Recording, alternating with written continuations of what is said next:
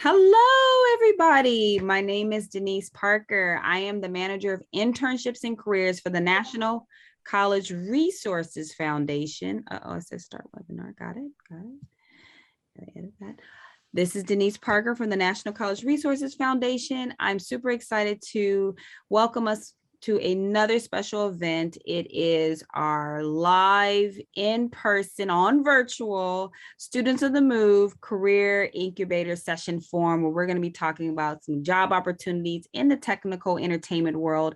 And we have a special guest, and it's one from our Visual Effects Society. We have Patricia Rose here. Hello, Patricia. How are you doing? Hello, Denise. It's a pleasure to be here. And let me just start by saying that the Visual Effects Society puts on these programs. We reach out to high schools and colleges, and Denise has been a huge help in that regard. And what we do, the reason the VES is doing this, our industry is exploding. We need more workers. We are here to inspire and motivate people. So I do hope that you will consider that the whole visual effects area, animation and gaming is a viable area for you to pursue. And today we are extremely grateful that Doeri Welch has agreed to join us. And she's going to be doing a presentation. She's currently the senior manager, I love the term people acquisition, at the Madison Square Garden sphere. And so I know she'll share that with us. But just a few words about Doeri. She started her career in live theater. She was both a director and stage manager of live theater, and then shifted over to the animation business, where, like the rest of us, worked her way up, worked in every production department, becoming, she associate producer, production manager, artist manager, and finally a senior recruiter for Walt Disney Animation. She was also the director of feature animation recruitment at DreamWorks Animation, and then has been a consultant, a recruiting consultant for a lot of companies that you'll know: Nickelodeon, Activision, Blizzard, King Games.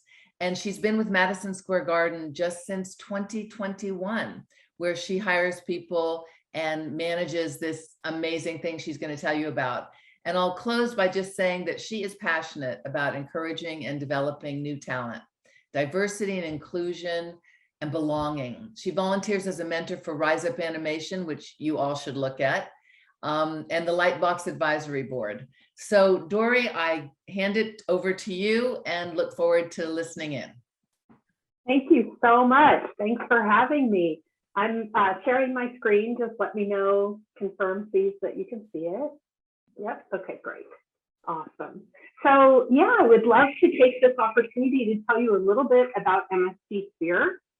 It's a new venue that is being built in Las Vegas, a little bit about what we're preparing for it, the kinds of roles we're hiring for, and then just give you a little glimpse into some of the various roles around the MSG company that you might want to check out. We have some posting up right now, in fact, for our fall program.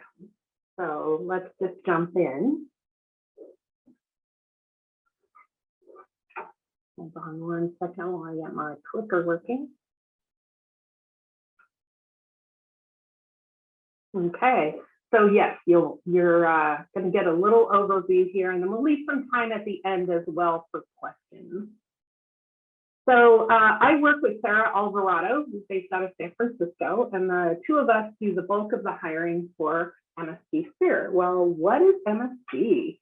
Everybody thinks of MSG, Madison Square Garden, as being the venue in New York City, and think of Madison Square Garden as the owners of the New York Knicks and the Rangers, but they're also an entertainment, sports, and network company that covers lots of places in the US and even places outside the US. So most people think of it as a New York City company, and that's true. Here's some of the entities that are covered in the entertainment division of the company. And you might not know that they also own the Tao Group, which is a restaurant and hospitality company. Madison Square Garden, of course, most people know of Radio City and the Holiday Spectacular and the Rockettes show, which I got to see this year for the first time. Super cool. But it's been a tradition since like the 1920s. My mother and grandmother used to go see the Rockettes in New York every year. So it was kind of one of those cool full circle moments for me. And I know my grandmother would be so over the moon to know that I finally got to do that. So these are some of the entities. And what we're doing here at MSG Sphere is called Ventures. So we are the sort of little startup-y sort of unit of Madison Square Garden, where we're really trying to take the idea of live entertainment to a whole different place. So this is just another slide kind of talking about all of the Madison Square Garden Entertainment Corporation entities. And all of these places are involved in hiring for our student and recent graduate programs. So we'll get back to this kind of at the end again. But there are opportunities in New York, here in Burbank, where I'm located, in Chicago, and then eventually we'll have a lot of opportunities in Vegas at the Sphere, and eventually also in London. So the Sphere is basically this big, giant, round sphere in Las Vegas. It is a performance venue and sort of an attraction, really. It has a 20,000 seat theater inside it.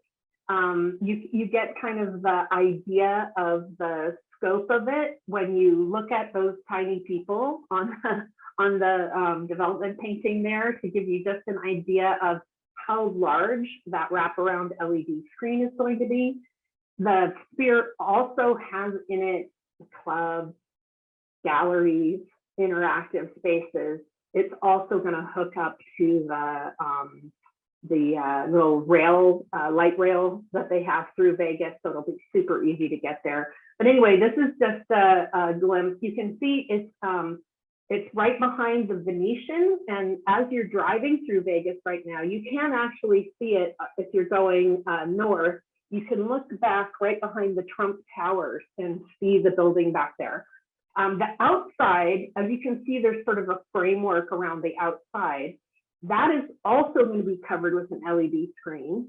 So that giant LED screen on the outside will also have entertainment, art, branding, things that are themed to go with the shows inside, things that are seasonal, etc. So that's going to be going 24/7 in Vegas as well. So we'll be creating content for shows on the inside and to cover the outside.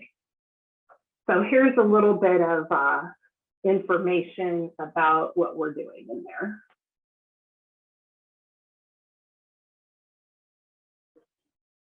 My little changer is a little slow.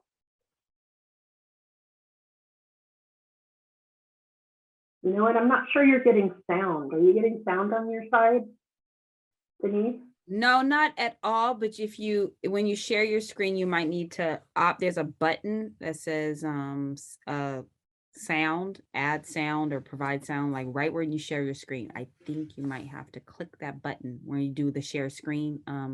When you push the green button at the bottom, and it goes share screen, and then it says share sound.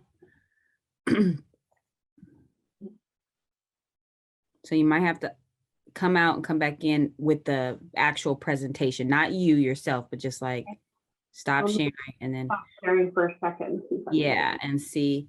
It's okay, everybody. While she's figuring it out, welcome everybody. Haley, Alondra.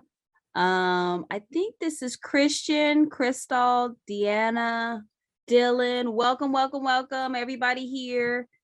Please fill out the form on the chat while we're waiting for Miss Doeri, and place all your questions in the chat and we'll answer them towards the end. I think this is going to be very interesting. We have various careers here. I know if you guys want to put some of your, hi, Alondra, thank you. You guys want to put like your career interest in entertainment on there, I would love to hear it so I can talk about it later. Put it in the chat, I will resend the form. Yes, I will. Did you figure it out, Dory? No, I'm not. I'm thinking. How about you, Jeff? Jeff, can you help us? Sure. Dory, you're going to have to stop sharing your screen Mhm. and then go to share screen. And at the bottom, you will see share sound, a checkbox at the bottom of the window. Ah, It's a small button that not everybody can see. let's see if we got it now. Are you It seeing my? needs to be in Okay. blinking lights. It needs to be blinking for everybody. I know, I do the same thing.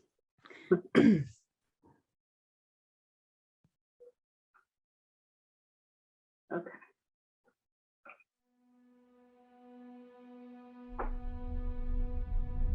Now we hear it. Thank you, Jeff. Thank you, Steve. Let me just make sure it's up as high as it can go.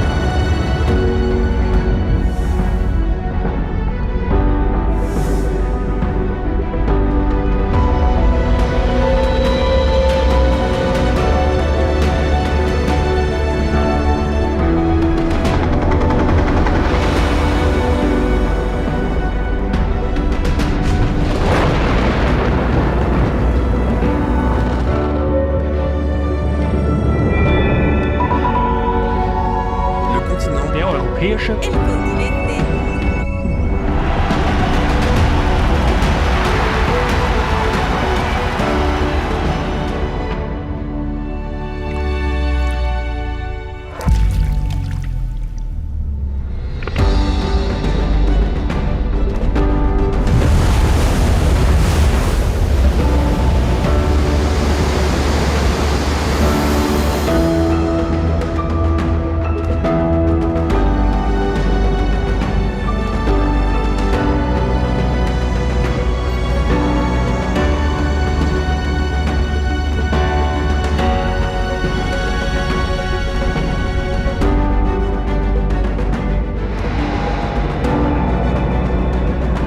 T-minus 5, 4, 3, 2, 1. Ignition.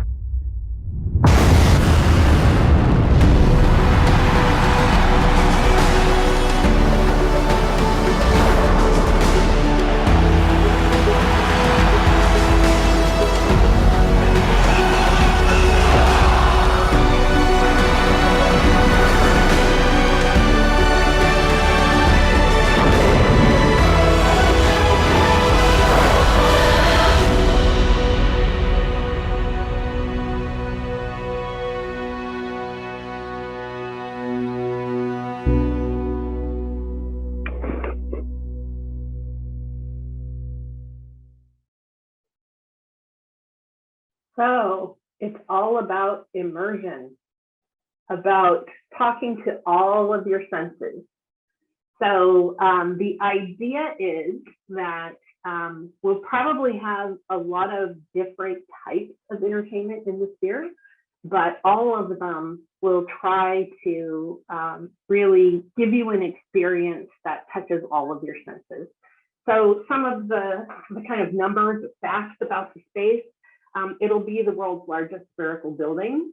It has, like I said, the exterior is 3 football fields worth of LED space.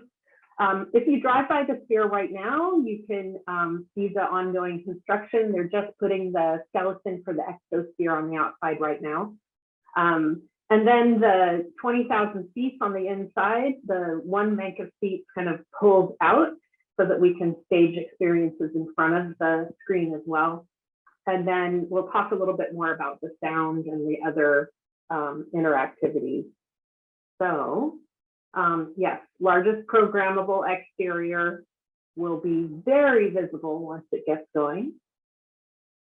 And then on the inside then, the sound is called beamforming sound. We're working with a company called Holoplot in Germany on this system.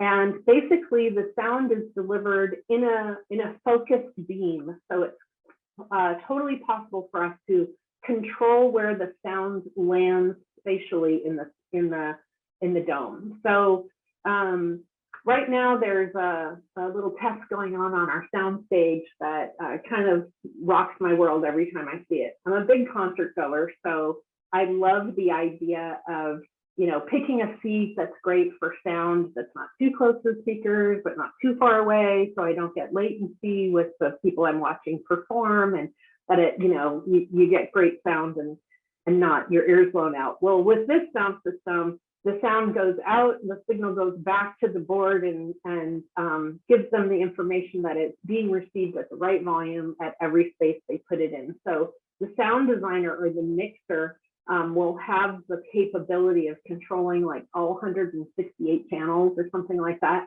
168,000 channels of sound, and really coming up with a mix that spatially takes care of whatever story we want to tell in that space. So there's a test on stage right now. There's 2 X's on the floor. If I'm standing on one of them, I'm hearing the content in English. And if somebody's standing 2 feet away from me on the other X, they're hearing content in German. It's really wild. It just doesn't sort of fit my layman's idea of even how sound works. So it's pretty cool. And then there's also haptics in the seats. So the seats will also react to the content.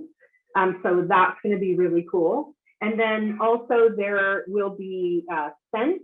There will be fog, smoke, wind, cold, hot. So really we're trying to engage all your senses. And let me give you a little, another little clip just to show some idea about how we are doing that. You'll see some of our crew out shooting some film. And we're thinking of non-narrative based stories, so experiential stories. That means that we get to deploy some of the emerging technology in the real-time space to create dynamic experiences that are responsive both to the performers, the audience, the environment, so that we are really creating an experience that is lived in the moment.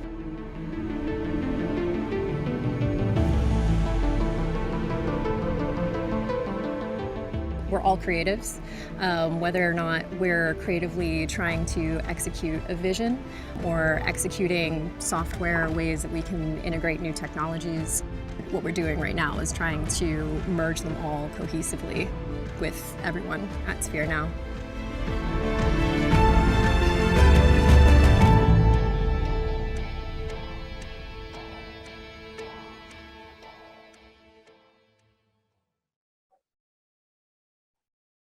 So we know we're going to have entertainment of various kinds. Obviously, from the footage you saw, you can imagine that there will be experiences where you as the audience member are the main character in the story and you're experiencing something that you can't experience in real life for some reason, too dangerous or whatever.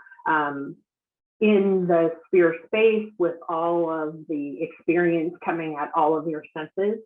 So it might be something like, you know, standing right next to the space shuttle when it takes off, or it might be enjoying the view from the International Space Station, because we've just been awarded the opportunity to put some of our camera arrays on the space station itself. So that is going to be a really interesting thing to see how that plays out in our content. So there will be definitely that experience where you're the main character and you're having some amazing experience that we've built for you in the theater. And then also there'll probably be times when we're partnering with musicians, celebrities, charities, different kinds of people who have already started to line up outside the door here saying, we love what you're doing and we want to create something for our audiences in that space. So we're already looking at several partnerships with different creators who will be working with us to create their own thing in this space as well.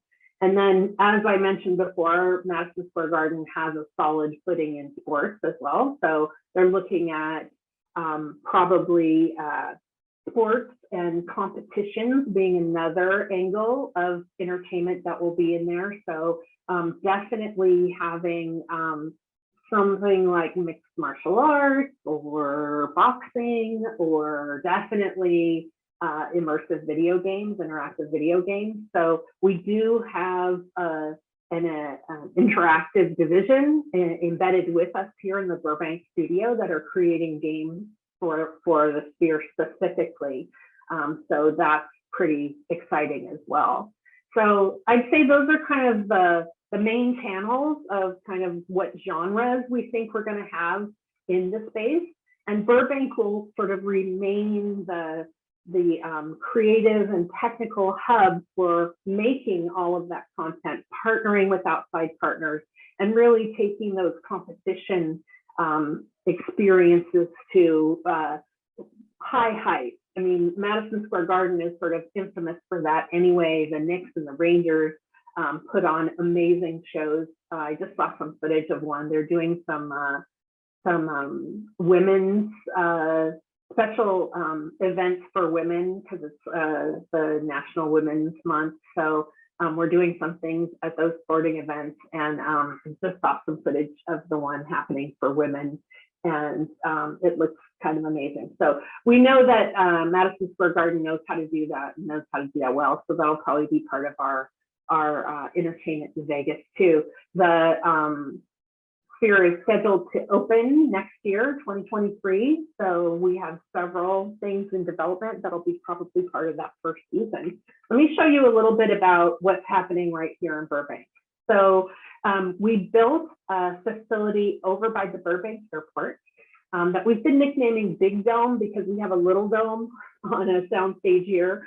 So this is a larger size dome. You kind of get a sense of the scale from the size of the little Caterpillar truck sitting in front of it. So it's fairly large.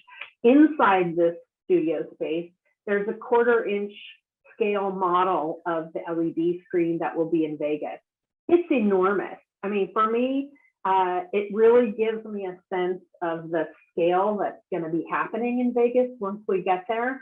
So let me play this little. Here's just this is like literally sort of a commando video I took on my phone a few weeks ago at Sphere at the Big Dome. So this is really going to be our home studio for us to final images, for us to look at pixels. Let me go back and just play that little clip again. The beginning of it sort of didn't show, I think. So yeah, the space there, like I said, is only a 1/4 size of the space that will be in Vegas in terms of that screen, but we'll be able to see actually more pixels there. They'll just be closer together, but so that will be the largest LED screen for a while until the screen goes up in Vegas. So it's pretty exciting. It's, like I said, over by the Burbank Airport, and so we'll be moving from the studio we are now over to that facility fairly soon. And then this is some work in progress pictures to sort of show you a progression of the dome being built in Vegas. So they have since finished the top. So the first picture you see there, it's now finished on the top, and they're actually fastening the framework on the outside for the exosphere. But you can see that it's no small feat of construction to get this thing done. 730 tons of steel is the outline of the outside to put the exosphere on, just as an example of the kind of materials. I have a little video too that can show you, we can show to get a sense of the scale of the thing. We have a scale model here in the studio, and it's sort of a cutaway model. And when you look into it and you look at the 20,000 seat auditorium, the people are like little matchsticks. They're so tiny. I feel like it's hard to grasp the scale, and that every time I get sort of a new visual piece of information about it, I think, oh, I'm still not thinking big enough. I'm still not really grasping it. I'm still not thinking big enough. So these trusses that you're seeing on the floor are the framework for the steel on the inside. It's just pretty amazing. It's going to be a breathtaking facility. So here you can see at the bottom, that bottom floor will have seats that actually retract, so that if a person wants to do a large show with like automation and lifts and flying people and flying things, there'll be room to build a stage with traps underneath it and all of that stuff. So yeah, it's kind of a sky's the limit, although knowing that we get to go on the space shuttle with our cameras, sky's not even the limit about what we can create in this crazy, crazy cool structure. And then, yeah, it's going to be 80 feet bigger than it is in this picture once the exosphere screen is on the outside too. So it's sort of a cool, it's not even as big as it's going yet. So yeah. So in terms of what kinds of jobs we hire for this thing, because we know we're going to make content in-house, we know we're going to partner with people on the outside, and we'll have some sliding scale of how involved with production will be for them. And we'll be creating content for sporting events and making our own video games. We have a lot of hiring to do. So we're about 100 people right now in the Burbank studio itself. And these are some of the positions. So it's lots of art and design folks. Obviously, there's a lot of pre-visualization needed before we take those giant camera rigs out into the field. A lot of planning and scheduling. So of course, we're hiring production management and overhead positions. We just hired a post-production coordinator recently. And for video games, we're hiring both programmers and artists for that. We've also been hiring a lot of people to set up the pipeline. So software engineers, technical artists, kind of the whole range of people that it takes to pull an effort like this together. We're staffing up here so that Burbank will really be that place where all the content is created and goes out to the Sphere in Vegas and then eventually to London too. We hope that we'll have permission to break ground on the London Sphere before we open in 2023 in Vegas. So hopefully that gives you a little bit of an idea of what sorts of jobs are available in this kind of setting. And here's a couple more areas. Camera capture is a big one for us. You saw some of those camera rigs in the footage that we showed. So it's multiple camera heads, multiple cameras on one head that all shoot in unison, collect that 360-degree footage. On the previous slide, you'll notice we were saying we need stitchers. So those are the people who make sure all those images come seamlessly together with no hints that they're from cameras, all different cameras all captured together and knitted together. We need project managers, playback specialists. And then in terms of the show technologies, I'm also hiring some automation people who program robots and people who will program set pieces to move, people who do rigging to fly people and things and rig scenery. So it's a whole gamut of digital positions, management positions, art positions, and then sort of that physical theater side.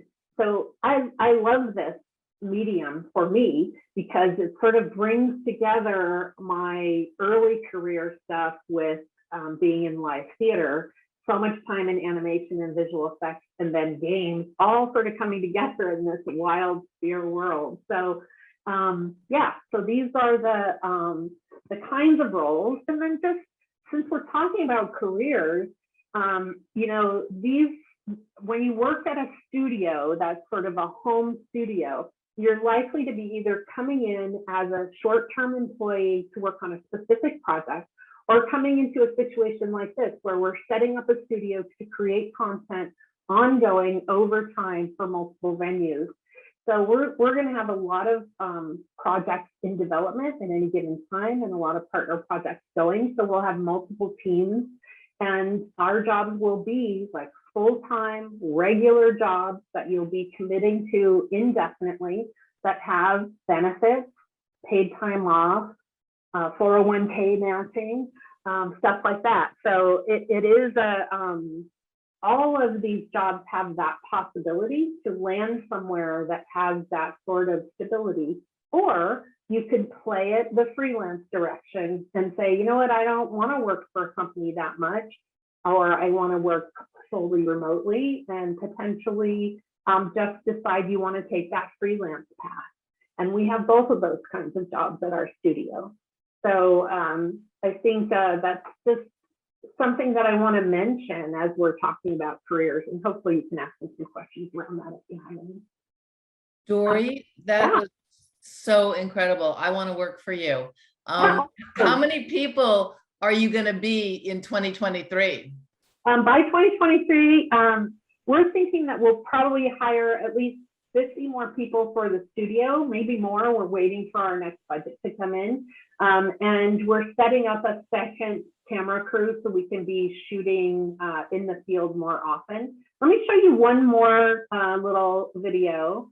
And it's kind of heavy on the production side, but I think it gives a nice view of what we're trying to do with.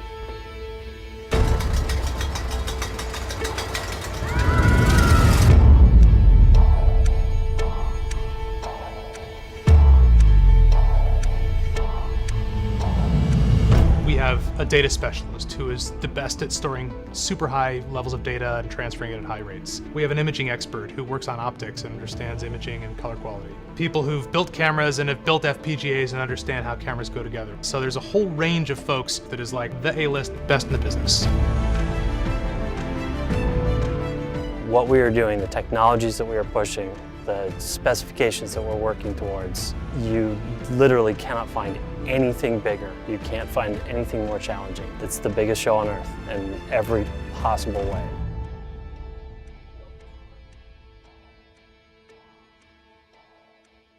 Wow. Dory, are you ready for some questions? Do you want to not share your screen so I can just see you? Yeah. I'm going to just pull up some information about our programs really quick. Oh, yeah. So this is sort of an overview of what we have going on. So our applications are open right now for people who are looking for internships, associates is what we call it. So they're open now starting in October. Our summer interns are about to start in June, but those are already past, of course. So people will be applying now for October internships. You work anywhere from 20 to 35 hours a week, depending on your school schedule. It does pay. You can get credit for it. You are doing real work in the studio, and these go across the Madison Square Garden company. So all of those entities that I mentioned in the beginning, and all of those locations, New York, Chicago, LA, eventually Vegas, there'll be opportunities available there. And then if anybody wants to grab a shot of this is kind of how we're breaking down the internships for fall into some group areas. So if you're interested in, marketing and communications, those are the focus areas and the QR codes to apply for those. If somebody's into law or computer logic gaming, or here's another set, creative services and production. So that would include all the sphere things, technology and engineering would be all of our computer science stuff. So you can grab those and take it from there. So yeah, questions. Beautiful, beautiful. Somebody asked this question: does MSG sponsor internationals? It's hard for us to do right now. We wish we could. We hope that we will be able to in the future, but right now it's pretty tough. If somebody is at an American school and you can talk to your careers office, there's a chance that you could get a student work permit to be able to do an internship if you're at an American school. But right now, I think that's all we can kind of manage at the current time. Hopefully things will loosen up again. Okay, and then you got a comment from Dylan Fleming saying, I'm a college grad, not a student, looking for full-time or temp jobs. Can I still apply? Absolutely. Yes, absolutely. And please go to our regular website as well, msgsphere.com, sorry, where you can see all of our roles listed. And also there's some other videos on there if you want to look at more fun visuals. And Doeri, you have so much experience as a recruiter. I'd like to tap into that. So in general, what do you look for in a candidate? Not necessarily, you told us all about the specific skill sets, but what do you look for in a candidate? And then give us your feedback on specific to games or feature animation, since you've worked in those. Okay, so for either one, I'm really looking for a resume that's written to suit the job. So what I love to see is a candidate who has obviously looked at the job description and taken a pass over the resume. What I recommend is keep a master resume that has everything you've ever done on it, every note that's like way too long and all of that, kind of your master idea copy, and then tailor that for each job you apply to, so that you're really looking at the foundation of what those skills are they're looking for in the job description, whether it's hard skills like, oh, do you know this software? Have you used this tracking program before? What code languages do you write in? All of that stuff, kind of pull those things out, make sure that you're mentioning them in your resume. And then I think, you know, if you need more space, I would take off the old objective idea on your resume. You can leave that off unless you're doing some sort of major pivot that you need to explain in an objective. I would lose that in favor of adding information that really gets to the job description so that I can tie you to the need of that specific job. And it doesn't have to be all professional experience. It can be experience you've had in a classroom. You can give me a link to a project log that you've put together that shows some projects or tools that you've written for games or for an animation pipeline, so I get a sense of how you creatively solve problems or how you write code. Of course, a portfolio is a big thing for creative positions. So yeah, really tailoring to the position, I think, is the key and the way to stand out. I really like that. I like that answer. About a master that you then draw from. And one thing that I would add to that, I like letters, like in addition to the resume, the letter, and go to the website of the company you're applying for and look under press releases. You'll get some names, you'll get a sense of what's important to them, and you can reference that, and that makes you stand out. Don't you agree, Doeri? Yeah, I love that idea. And even to take that one step further, when you do get an interview, then also be sure you Google and LinkedIn everybody, you know, check on LinkedIn, everybody you meet in the process, look them up, understand what they've done. Because even a lot of our, you know, coordinators and things like that, that might be the person scheduling you for the interview, they work here, they have information, they have good intel for you. So Yes. Treat them well, look them up, ask them about their experience. Everybody you talk to along the way, you can learn from and kind of get the inside scoop on how to fashion your approach for the job, for sure. Totally agree with that. And people love to talk about themselves. So, okay, what should job seekers avoid doing? And please include social media. Yeah, well, I think the main thing is like really just, you got to do a path to clean up your social media presence and make sure that everything is sort of deliberate, you know, and update your LinkedIn profile and your resume, keep it current, have your stuff ready to go. Because a lot of times recruiters will collect people, and we, they call it different things, sourcing, creating pools of talent. But, I'm going to collect people along the way who I think are really stellar candidates. And then I'm going to go back to them, and going back to your LinkedIn page and see that nothing's changed in like 2 years is a little like, oh, darn it. I really want to put this person forward, but there's nothing new on their LinkedIn page. It's really old, or the portfolio only has very old work on it. There's nothing new here. I showed it 2 years ago and it's the same reel. So it's an ongoing, it's like your second job really, is to keep all that stuff going so that when you need it, it's ready and it's current. And then I'd say, really taking the interview process seriously and preparing for the interview. Again, go back to the website, look at everything you can look at, pull apart that job description that's on the website, and really make sure you understand what they're looking for. And then kind of think about talking through your resume to look at it through that lens. Like, let's say I'm going for a post-production coordinator position, and I want to go back to the resume, or back to the job description rather, and then kind of frame my resume with that job description. So I know that I'm going to be working with artists. I know I'm going to be scheduling. I know I'm going to be using tracking tools. And I know in the job description, they mentioned F-Track and Shotgun. Well, have I used those? If I haven't used those, have I at least looked them up so I know what they are? Or have I called somebody to see, well, I've used Shotgun, but not F-Track. How different is it?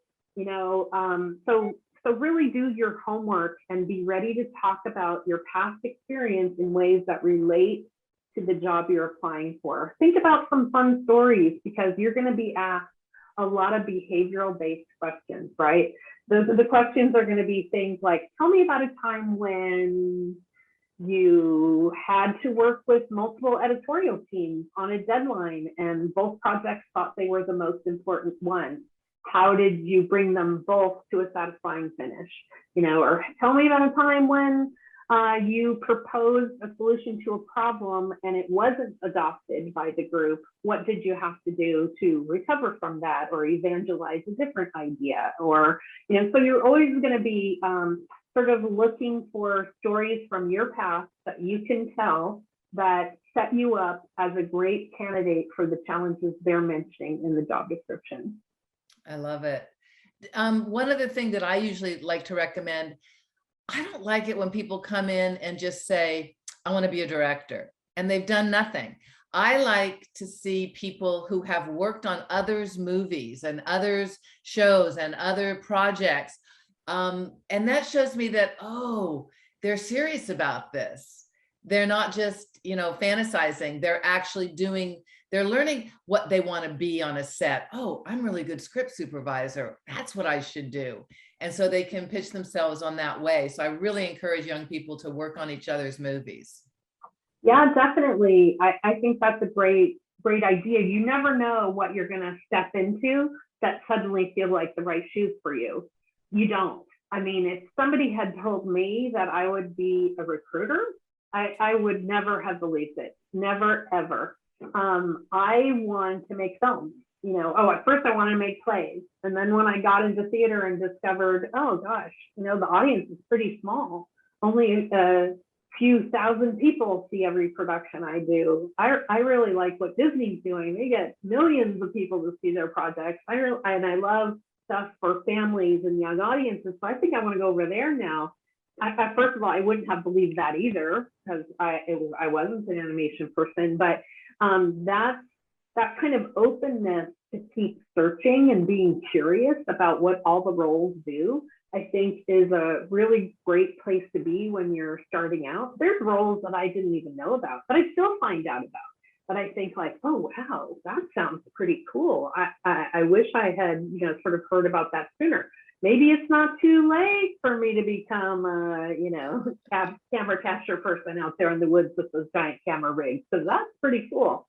I think you're in the right place with recruitment. But let's talk for a minute, because you rose right up through the ranks. Like you did a lot of different jobs before you landed here. So can you talk about what traits did you exhibit that helped you rise, that you would want to encourage others to do?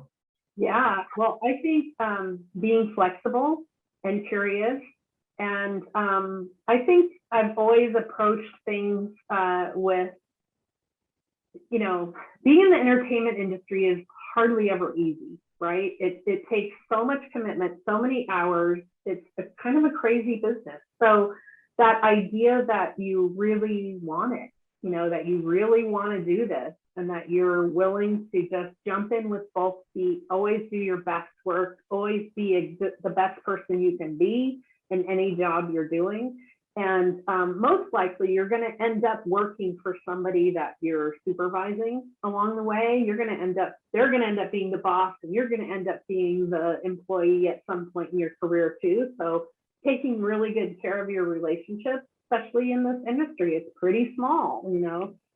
I've definitely hired people more than one time. I've worked with people that I've been the boss of before, and really, I think being open to the opportunity and being ready to pivot and jump in on something that I mean, there were multiple times at Disney where I was waiting for a project to come through where they said, you know, hey, but we'd love you to work on this short film. And I don't know who this person is. Of course, you're allowed to be here. Why not? Yeah. Daryl. I don't know why I got distracted by the chat. There was. I'm sorry, Doeri. So some of our students are a little younger too. We have a mixed college and high school, so they're learning from a different perspective. So yes, you guys are allowed to be here, learn. This is how you get early engagement, and that's what the Visual Effects Society is here for. That's what Ms. Doeri Welch is here for, so that you guys can learn early on the possibilities, because the studios of MSG Sphere Studios is going to be here for a long time, and you'll be graduating and looking for an opportunity. So we're trying to get you acclimated right now. Yeah. Yeah, I mean, you get into these things and you don't know where you're going to end up, right? You know, you want to make entertainment for people. You know that that's what you're passionate about. And then once you get into it, you get this inside view of all the different roles that are available, and you kind of find your people in a way. You know, you find what group of people you really like to collaborate with and what aspects of the job really get you excited, and then you gravitate towards that. And I think a lot of people, you know, want to be animators in the beginning, or they want to be actors in the beginning in theater, or animators in animated film, or effects artists in the visual effects world. But then when you get in there, you find out there's all these other jobs that are also really cool, and take a certain something and you're going to discover what your certain something is. And there are really great careers and positions in this area where people live a great life and really enjoy what they're doing, which I think is the fun part. And you know, just the people that you get to work with, every project is different. So any kind of students are welcome to be here. Anybody's really welcome to be here. It's not a closed event. So yeah, I always say that I have worked with the smartest people on the planet, which is really, you know, an honor to me. And the fact that I just felt like we were making a difference, you know, because I go way back in visual effects. But I am so impressed with this. I'm trying to figure out, how are you going to get 20,000 people in and out of that? House manager's nightmare. It's going to be great. Well, there's lots of other things to do inside the Sphere too. There's this whole atrium. There are performance spaces for smaller things. Interactive museum things will be going on there. There's a club. There's a restaurant. So I think, yeah, it's going to be a really fun atmosphere, and I hope you all come join us when it opens. So Denise, do you have any last questions before we let Doeri go? You know, first of all, I want to say to our special guest, Miss Doeri Welch, thank you so much for just taking the time in your busy schedule to really explain the possibilities of what the future is going to hold for entertainment. So that's number one. So we're getting a sneak peek. We got the inside track on the MSG sphere, and we saw from a grassroots level that this is going to be something amazing that's going to change the way we view entertainment and experience it. And if you guys can actually go on their website, and it's all in the chat, look on the chat, I put everything in the chat. You can look at the career opportunities, the internship opportunities. Now, of course, if you're applying for internship, that's a college level experience, but it doesn't mean that you can't learn now what's expected and what can be possible, so that when you're applying for these things in the future, and even for an entry-level position, you are ready and prepared. And the earlier you learn, the better you are. And on another note, a question, Doeri, what's your favorite part of your job? Just in general, what's your favorite just part of your job? Oh gosh, I really love the idea that my role now at this time in my career is to help people get where they want to go. And that finding the person and helping connect them to the right job, and for the projects that I work on, finding the right person to be a partner on that team is just so much fun. And then seeing people grow over time. I mean, I have some people that I hired as interns at Disney years ago who this year are nominated for Academy Awards for either the feature films they worked on or the short films they made. And that just just makes my heart sing, you know, that I was like, oh yeah, I followed her since she was an undergrad, and I got her first internship at Disney. And then I went to SIGGRAPH in Bogota with her 1 year, and you know, et cetera. So yeah, I was with Domi Shi, who directed Turning Red at Pixar.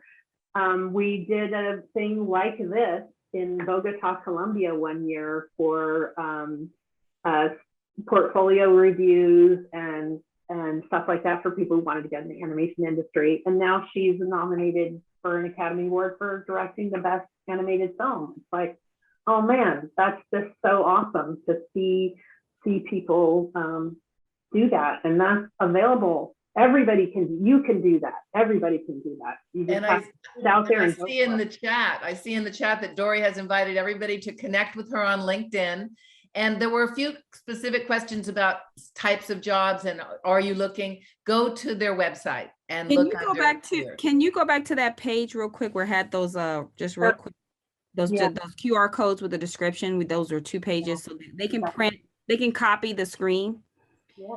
So you guys can actually look up the job specifics. So we got finance, data, analytics, and the descriptions are below. So entertainment has so many, I mean, finance, you need to budget this stuff. This costs money. Human resources, that's Doeri's job. She's hiring people. She's letting people know what's going on. Technology, engineering, all the technical aspects of creating the sphere. From the production side to the actual, you know, the entertainment of the actual entertainment side. There's so much things in technical and engineering. Creative services, digital social media, game presentation. Look at that. Take a picture. Business operations. You got to do sales. This is a business. You got to sell what's out there. What's the other page? Going to it now. There we go.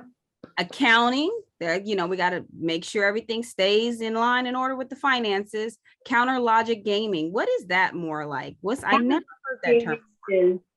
Is sort of using game logic for different parts of the business, not just games, everywhere. Okay. Of course, legal, we have to make sure, you know, we're following the right laws and policies, making sure everything is protected on the legal end. Marketing, communications. Some of you guys are interested in journalism, mass communications. This is a really good platform. You will have so much opportunities working for this company. It's not just it's a one-stop shop. It is. It's a one-stop shop in opportunities. And if you put this on your resume, you can work anywhere in the world. That's it, period, done. I mean, if you're into hospitality and tourism, if you're into live performance, if you're into sports, there are just amazing positions available, games. Yeah. So please. And also for those people who are interested into like psychology, there's a psychology around entertainment and how that is going to affect you. So when you go into that room, that's going to be a huge cause and effect. So those people who are interested in psychology, you'll be able to do some work there too, because there's some creative work in psychology. So, you know, don't limit yourself, tap in, do some research, ask the questions to your professors, ask the questions to your teachers, ask us questions. This is how you get to know if this applies to what you're interested in doing. Yeah. Even looking at the job descriptions for roles you're not ready for gives you an idea of what sorts of things the different jobs do. You know, when you go see a film or an animated film, or, you know, we'll have some credits in our facility, you don't quite know what all those roles are, but if you start looking at the job descriptions, that's a really good way to look at that. So go to the website, to, you know, our website, Pixar's website, whoever your favorite entertainment creator is, and look at some of the jobs they have posted and the kinds of things you'll be doing. Oh, you'll be managing artists, you'll be scheduling, you'll be creating character designs and costumes, or you'll be directing other people who are going to need your expertise on color and staging. So there's lots of interesting ways to apply your interest. If you have a little thread of something you're interested in, just start touring around that area and looking up things and seeing what you see. All right. Well, I'm gonna link in with you, and I hope everybody else does too. And thank you again, Doeri. Really useful presentation. I'm sure we'll be offering this to additional students. So thank you so much. Awesome. Jeff, go ahead. I really appreciate it. Heck yeah. That's from VES too. All right. Very good. And thank you, Denise, for supplying us with an intelligent, worthwhile audience. And I want to thank my audience and, of course, our special guests. Once again, this is the Students of the Move platform that we do of these virtual career incubators with the Visual Effects Society and other industry experts, talking about tapping in and getting connected to career pathways, direct career pathways. You met Doeri Welch, you met me, Denise Parker, and Ms. Patricia Rose and the Visual Effects Society. Stay tuned for the next upcoming ones in your emails, in your text messages, and in your social media. We appreciate your time. And once again, Happy St. Patrick's Day. Happy St. Patty's Day. All right, everybody. Thank you. Thanks, Jeff. Bye-bye. Thanks, Denise. Thank you.